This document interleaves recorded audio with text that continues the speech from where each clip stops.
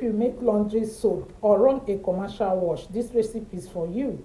Today I'm sharing my more water less oil commercial laundry bar.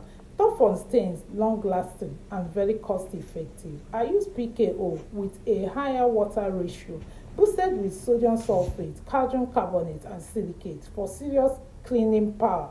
And for that rich brown color, I used a simple brown sugar solution, no artificial dyes. Watch till the end to see how everything comes together. And if soap making content like this helps you, don't forget to subscribe for more practical recipes. Now let's go straight into the process. I'll be showing you step by step how I make this more water less oil commercial laundry bar, and I will explain why each ingredient is important. I will be dropping the recipe of this production at the description box. I will start by preparing my light solution. Here I'm using 1500 gram of water to soak my 350 gram of caustic soda, and I will use the remaining 1000 gram of water to soak other additives. Always add caustic soda into water, never water into caustic soda, and make sure you are wearing gloves and protective gear. I will allow this light solution to cool down properly before moving to the next stage. The remaining 1000 gram of water, I warmed it and I used it to soak sodium sulfate to improve texture and bar yield, calcium carbonate for bulk, strength and scrubbing power, silicate to boost cleaning performance and durability. I set it aside.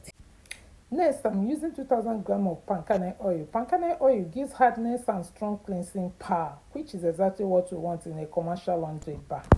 At this stage, the oil and light solution are at safe temperature. I slowly pour the light solution into the oil and begin mixing. I keep mixing, waiting for the light trace to happen so that I can add other additives into the soap batter. What is trace? Trace is the stage where your oil and light solution have mixed and started to saponify, turn into soap. At trace, the soap batter becomes slightly thicker. Now this is me checking our soap, watching our soap to see if it has gotten to light trace so that we can add other builders and additives that we soaked earlier. And looking at the soap, it has gotten to light trace. So at this point, I will be adding the additives that we soaked earlier.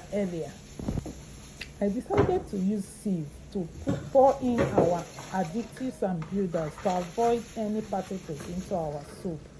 If you found this recipe helpful, please like this video, subscribe to the channel and watch till the end for more practical soap making recipes. This is me adding perfume into our soap. At this stage, the soap has gotten into a thick paste, and for the color, I'm using a brown sugar solution. This gives the soap a natural brown color without using any artificial dye. After adding the color, I form the soap, and it's now time to pour the soap straight into the mold. Any further delay, the soap will block inside the pot. So I gently scoop all the soap batter from the pot inside the mold and dress it up. For the soap to finish saponifying fast, I cover the soap also to retain heat and to keep it warm, and also to avoid soda ash. I set the soap aside for 24 hours. After 24 hours, it's time to unmold and cut our soap. Just look at the beautiful soap we just created. Remember, it's more water, less oil recipe. If this soap making process helped you, please like this video, subscribe to the channel and share it with someone who makes laundry soap.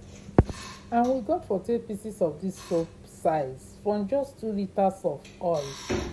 Now let's test the foaming ability of the laundry bar we just made. This level of foam is more than enough for washing clothes. Remember, for laundry soap, it is not about excessive bubbles but effective cleaning. This confirms that our more water, less oil commercial laundry bar is active and ready for use after proper curing. Thank you for watching. Bye. See you on my next.